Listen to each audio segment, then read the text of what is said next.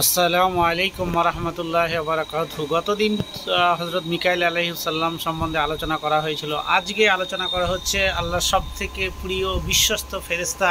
আল্লাহর সব ফেরেশতাই বিশ্বস্ত, তবু একে বেশি বেশি বলা হয়েছে কারণ এক হাতে বাঁশি আর এক হাতে হচ্ছে পানি নিয়ে বসে আছেন। তিনার নাম অনেকেই জানেন, আবার অনেকেই জানেন না। তিনিই হচ্ছেন আমাদের ইসরাফিল আলাইহিস সালাম। ইসরাফিল একজন ফেরেশতা, চার ফেরেশতার ভিতরে ইনিও প্রথম ফেরেশতাই বলা যেতে পারে। কিন্তু এনার কতটা গুরুত্ব আল্লাহর কাছে, বা আল্লাহর গুরুত্ব এনার কাছে কত। ইসরাফিল আলাইহিস সালামকে দিয়ে আল্লাহ পৃথিবীর বুকে প্রলয় ঘটাবে, আর ইসরাফিলের দ্বারাতেই আবার 400 বছর, মানে 400 বছর পরে আবার দুনিয়াতে কব্বর থেকে মানুষকে তোলাবে ওর হুঙ্কারের দ্বারাই। লাস্ট মৃত্যুবরণ ইসরাফিল আলাইহিস সালাম করবে, তখন একাকী আল্লাহ রাজ করবে। আল্লাহর হাতে সমস্ত কিছু থাকবে, আল্লাহই রাজ করবে একাকী। ও আল্লাহর উপরে কেউ থাকিবে না, আর থাকবেও না। তো আল্লাহ তাবারক ওয়া তাআলা ইসরাফিল সম্বন্ধে যেটা আমরা জানি বা বুঝছি, ইসরাফিল আলাইহিস সালাম একটা খুব উন্নত মানের ফেরেশতা। তিনি প্রত্যেকটা নিঃশ্বাসের মাধ্যমে একটা করে ফেরেশতা জন্ম দেন। তাহলে কত নিঃশ্বাস তিনার পড়ছে, তিনার দেহ কত আকৃতি, কত বড়, সেটা যিনারা হয়তো বুঝেন, কোরআন হাদিস পড়েছেন, তারাই জানেন।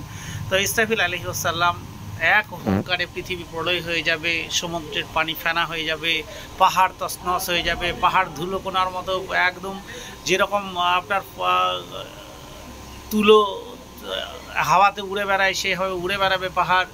মানুষ একটা কথা বলার ক্ষমতা রাখবে না, টোটালি একদম বিলুপ্ত হয়ে যাবে।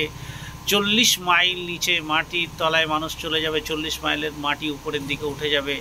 এইভাবেই আস্তে আস্তে পৃথিবীর ধ্বংস থেকে ধ্বংসস্তরে পরিণত হবে। পৃথিবীর বুকে কেউ বেঁচে থাকবে না। একমাত্র ইসরাফিল আলাইহিস সালাম একটা হুঙ্কারের মাধ্যমেই, একটা বাঁশির হুঙ্কারে সারা পৃথিবী ওলট পালট হয়ে যাবে। মানুষ খাবার হাতে তুলতে যাবে, আর মুখে নেওয়ার মতো ক্ষমতা থাকবে না। মানুষ ড্রেস পরতে চাইবে, ড্রেস পরার ক্ষমতা থাকবে না। মানুষ যেখানে যে অবস্থায় থাকবে সেখানেই সে কাঁদ। তেনারই হুঙ্কার, তিনিই হচ্ছেন ইসরাফিল আলাইহিস সালাম। ইসরাফিল আলাইহিস সালাম সম্বন্ধে আমরা কতটুকু জানি?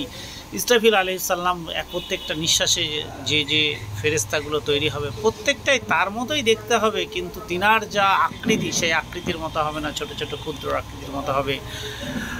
ফেরেশতাদের আমরা চোখে দেখতে পাই না, ফেরেশতারা আমাদের দেখতে পায়। ফেরেশতারা বিভিন্ন আকৃতি অবলম্বন করতে পারে, কিন্তু আমরা ফেরেশতাদের মতো আকৃতি অবলম্বন করতে পারি না। ফেরেশতারা যে কোনো অবস্থায়, যে কোনো জায়গায়, যেভাবে অবস্থায় থাকতে পারে। কত ফেরেশতা আছে ও গুণগান করে শেষ করা যাবে না, একমাত্র আল্লাহ তাবারক ওয়া তাআলাই জানেন ফেরেশতা কত আছে।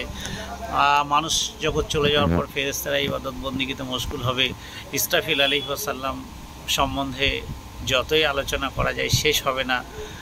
তিনার প্রচুর আলোচনা। আজকে এই পর্যন্তই। আসসালামু আলাইকুম।